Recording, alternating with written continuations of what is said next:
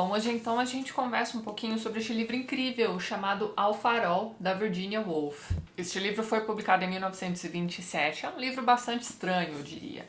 Bem, você não tem aqui o foco nas ações. Então, você não tem grandes acontecimentos sendo narrados, mas não me entendam mal. Coisas acontecem, mas elas são praticamente apenas mencionadas. E aqui você também não vai acompanhar o desenvolvimento das personagens, né? Na verdade, este livro aqui está mais interessado em te contar como é que essas personagens se sentem. Então aqui neste livro você não fica sabendo como é que personagens saíram do ponto A para o ponto B, mas você sabe como é que eles se sentem com relação a esse processo e como é que eles estão se sentindo agora. E isso sem contar que este livro também tem pouquíssimos diálogos. Mas vamos lá então, vamos conversar um pouquinho sobre o enredo de Ao Farol.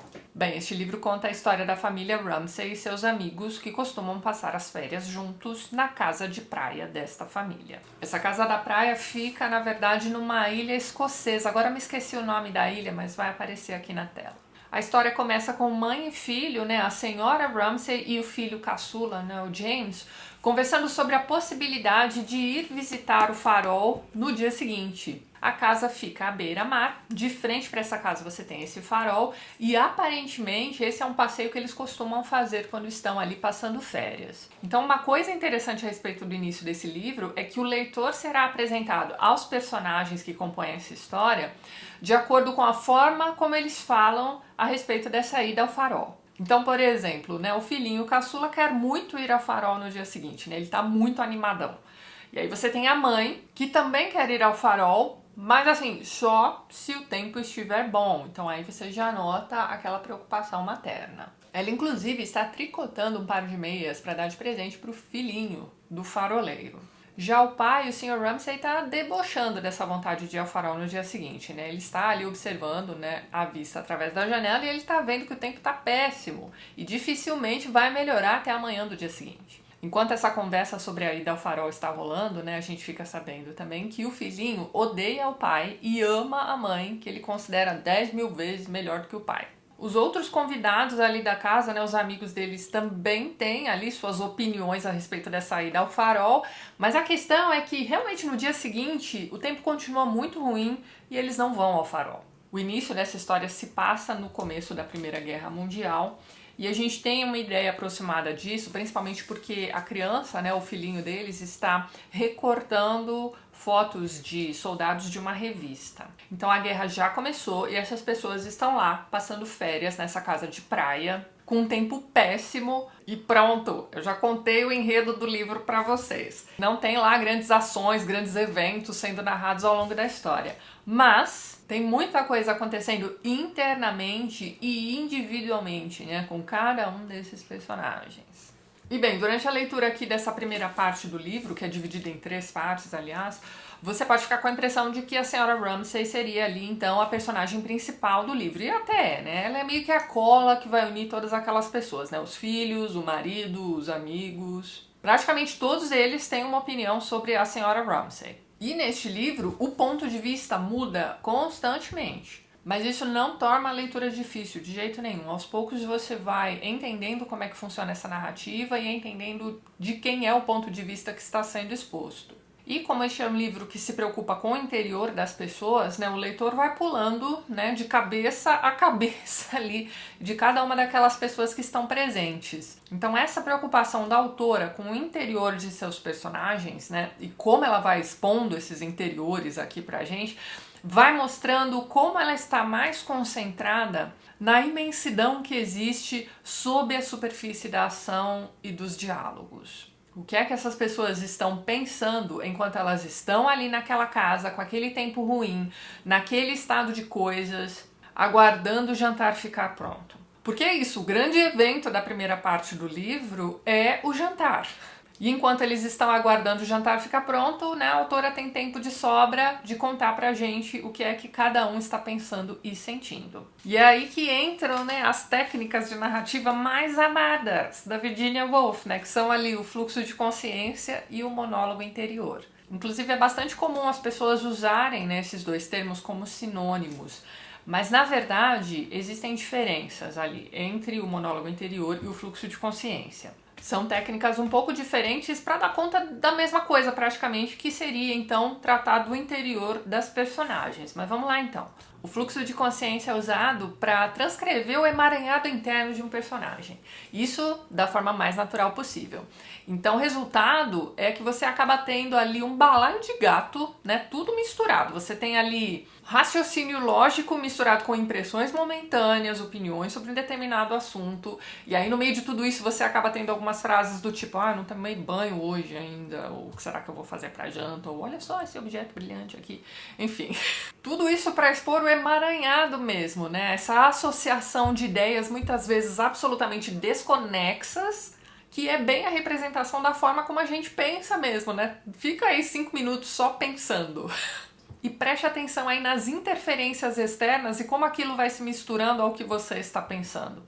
É mais ou menos isso que o fluxo de consciência tenta fazer. E tem um detalhe interessante que é o seguinte: tudo isso vai ser escrito com as características da personagem que o autor criou mesmo, bem individual. Já no monólogo interior, você tem também a exposição lá do interior das personagens e tudo mais, mas tudo isso é contado pelo narrador da história mesmo. Então aquele emaranhado todo acaba ficando bem mais organizado. E aquela questão da individualidade, né, da forma de agir e pensar de cada personagem cai por terra, né? Você tem ali um narrador organizando o discurso. Só que existe também um outro recurso narrativo, mais ou menos aqui na mesma linha, chamado discurso indireto livre. Este aqui acontece quando as falas das personagens estão inseridas ali no discurso do narrador. Tudo isso para dizer que aqui em Alfarol você vai encontrar monólogo interior e discurso indireto livre. Por quê? Porque durante a exposição dos interiores, tanto do filho pequeno, quanto dos pais, quanto dos outros convidados da casa, são contados pra gente com a mesma voz. Então, por exemplo, o James, que é uma criança pequena, não vai ter os seus pensamentos expostos como uma criança pequena pensaria, tá certo? E como eu disse para vocês, tudo isso acaba deixando essa narrativa bem mais organizada do que o fluxo de consciência mesmo, que é aquele balaio de gato que eu comentei com vocês. Muito bem. Voltando aqui ao enredo, né, como eu tinha comentado com vocês, a senhora Ramsay é praticamente a personagem principal aqui dessa história. Ela vai funcionar como a cola que une a todos, todo mundo tem alguma opinião sobre ela, isso tudo vai ser exposto aqui. Esta primeira parte do livro, né, intitulada A Janela, é a parte mais longa da história e ela vai ser encerrada de uma forma bastante tranquila, eu diria. Deu tudo certo, o jantar foi bom, todo mundo gostou, então tá tudo encaminhado, tá certo? Mas na sequência, né, na segunda parte do livro, intitulada O Tempo Passa, nós ficamos sabendo de forma bastante abrupta, eu diria, que algo deu errado. Mas assim, abrupto só num primeiro bater de olhos mesmo, né? Porque depois quando você se dá conta de que não, são coisas da vida, essas coisas acontecem. Mas então, nessa segunda parte, a gente também fica sabendo o que foi que aconteceu com as personagens da primeira parte do livro. Por quê? Porque na segunda parte nós vamos ter ali, como o próprio título diz, a passagem do tempo. Então, 10 anos se passaram desde aquelas últimas férias narradas na primeira parte do livro. A gente vai percebendo a passagem do tempo principalmente por conta dessas notícias sobre essas pessoas que nós vamos recebendo. Então, por exemplo, houve perdas nessa família. Então, todas as notícias a respeito desses personagens vão aparecer nessa segunda parte do livro em colchetes.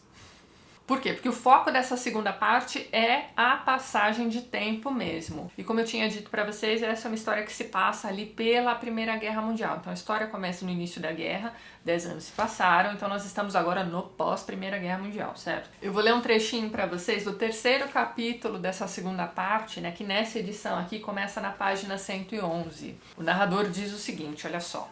As noites estão agora cheias de ventania e destruição. As árvores cedem e se curvam, e suas defloradas folhas voam à torto e à direito, até cobrirem todo o gramado e acabarem aos montes nas bocas de lobo, e entupirem os bueiros e inundarem as úmidas trilhas. O mar também se agita e rebenta. E caso algum adormecido, imaginando que possa encontrar na praia uma resposta para suas dúvidas, um comparsa para sua solidão, se desfaça de suas roupas de cama e desça sozinho para caminhar na areia, nenhuma imagem, com atitude de ajuda e divina presteza, acorre prontamente para trazer a noite à ordem e fazer o mar refletir a bússola da alma. A mão encolhe-se em sua mão. A voz grita em seu ouvido. Parece quase inútil fazer à noite, nessa confusão, essas perguntas referentes ao que e ao porquê e ao para quê, que tiravam o adormecido de seu leito para buscar uma resposta. Então, essa casa fica fechada durante esses 10 anos, né? Então, durante essa passagem da guerra e agora no pós-guerra também. Nesse capítulo, a gente vai percebendo que o tempo agiu sobre as personagens e principalmente sobre a casa. Aqui a gente vai ler sobre a poeira se acumulando, sobre os livros apodrecendo nas estantes. E mais pro finalzinho dessa parte, a casa está sendo preparada para receber mais uma vez a família Ramsay e seus amigos. Isso 10 anos depois. Mas então, apesar desse livro ter como pano de fundo a Primeira Guerra Mundial e o pós-guerra, este aqui não é essencialmente um livro sobre a guerra. Aqui é como se o autor estivesse dizendo assim pra você, olha, não é preciso retratar, né, as batalhas, tudo mais, ou as grandes viagens, etc, para retratar a vida como ela é naquele período, né? Então o que ela faz? Ela opta por, sei lá, retratar um jantar. E boa parte da primeira parte desse livro vai te mostrar que, cara, tem coisa pra caramba acontecendo durante um jantar. Mesmo que internamente ou individualmente com cada um deles, né?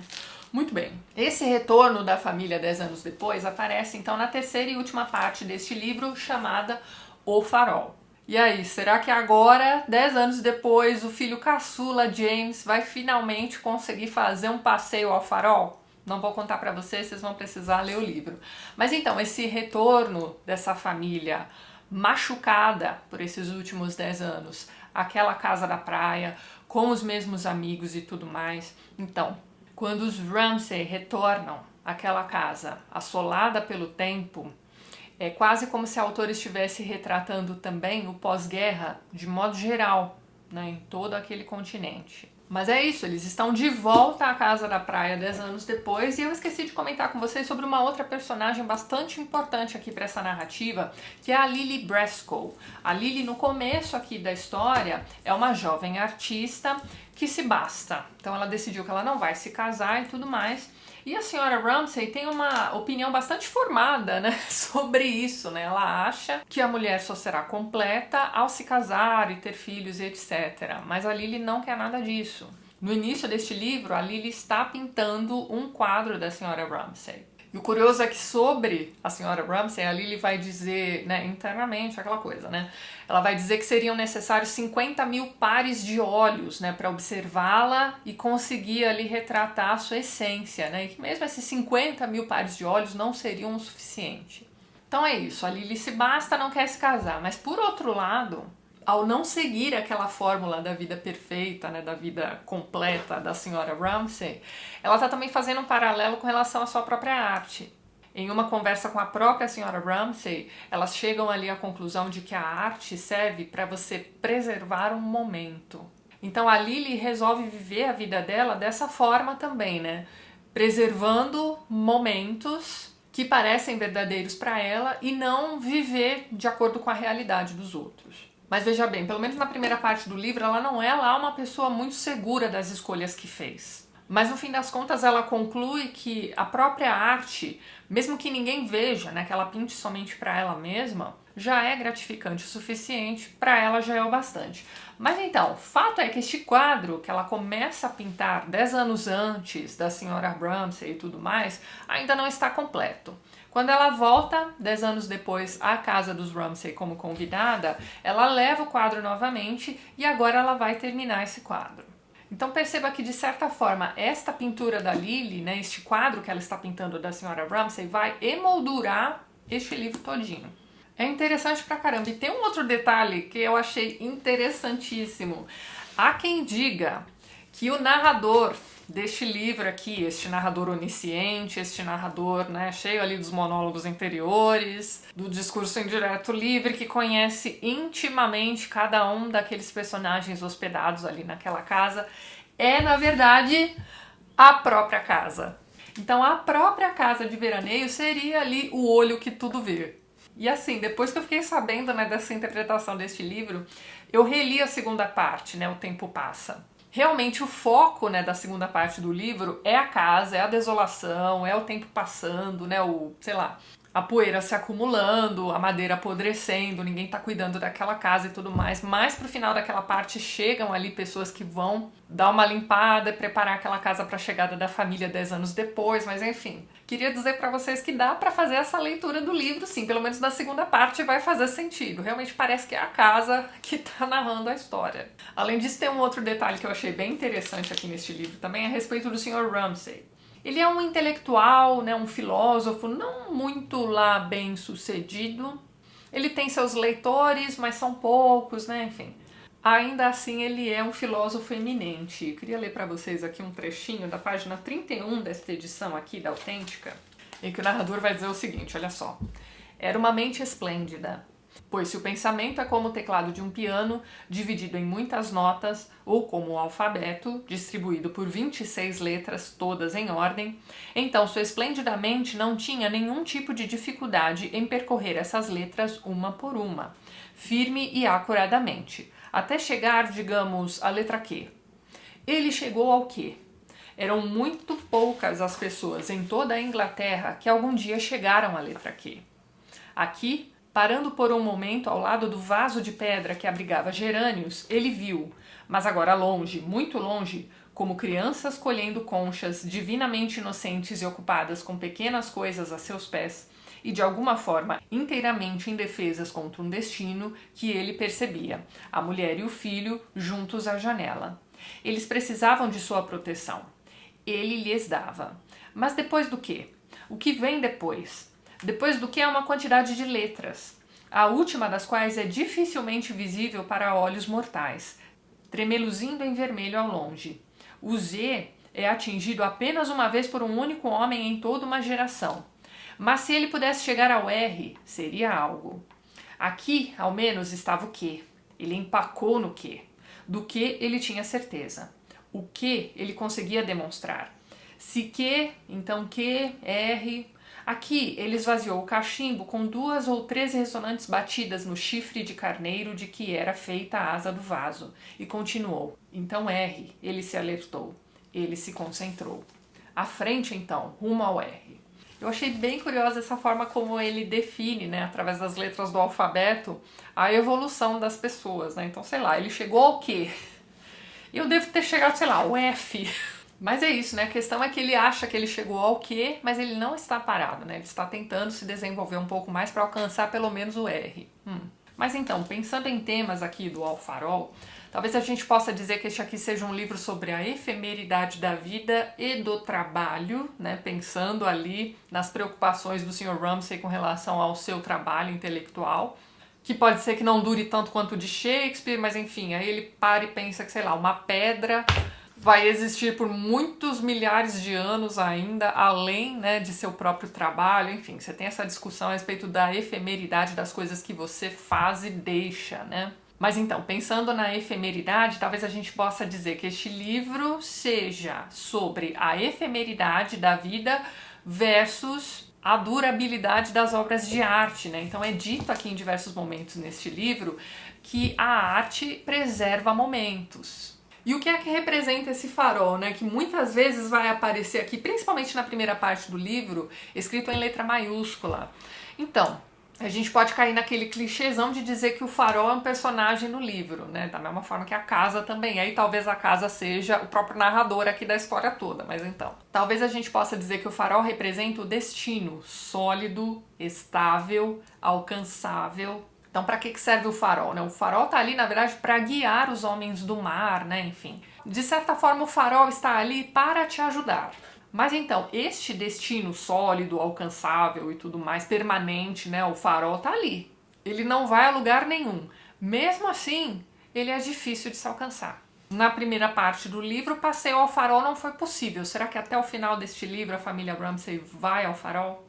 Enfim, este livro aqui traz um pós-fácil excelente, escrito pela Hermione Lee, que é uma grande estudiosa aí da obra da Virginia Woolf. O texto é excelente, gente. Ela encerra esse texto dizendo o seguinte, olha só. Há finais, mas também recorrências. Uma série de coisas acontecem 2 vezes. Há 2 jantares festivos, O que a senhora Ramsay tem em mente no início de A Janela, do qual seus filhos e filhas sumiam assim que a refeição acabava, e o que apreciamos em sua plenitude. Então, enquanto a senhora Ramsay está preparando aquele primeiro jantar, ela vai se lembrando dos jantares normais ali da casa, né, que, sei lá, os filhos terminam de comer e já levantam e vão pro quarto. Então, você tem o jantar da representação da cabeça ali da senhora Ramsay e o jantar que efetivamente vai acontecer ali no fim daquela noite. Há também 2 faróis, tais como vistos por James, pois nada era simplesmente uma coisa só. Há 2 pinturas, a que Lily começa em A Janela e a que ela recomeça em Ao Farol. As vidas dos Ramsay, tal como o romance, passam o tempo todo a sensação de algo repetido. E a senhora Ramsay retorna no final como modelo para a pintura de Lily, na mesma posição que tinha assumido em A Janela. O final do romance equilibra-se entre ir e vir, chegar a algum lugar e terminar. Esse sombrio livro de perdas e dores começa e termina com frases começando com sim. Sim e um indeciso futuro do subjuntivo, se amanhã fizer bom tempo. Sim e um passado imediatamente desvanecido. Tivera a minha visão.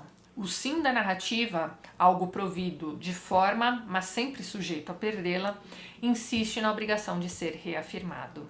E é isso, minha gente. Baita livro incrível. Se tornou o meu favorito da Virginia Woolf, né? Até então era o Mrs. Dalloway, que eu tinha lido mais de uma vez, mas este aqui eu achei incrível. Tanto na construção, quanto nas possibilidades de leitura. As discussões internas são interessantes pra caramba. A forma como ela mostra a transição de tempo através da transformação daquela casa eu achei impressionante. Mas eu concordo aqui com a autora do Pós-Fácil, né? Um baita de um livro sombrio também. Livro excelente, deixo aqui minha forte recomendação para vocês. E é isso então. Vou ficando por aqui. Vejo vocês nos próximos vídeos do canal. Um beijo grande e até mais.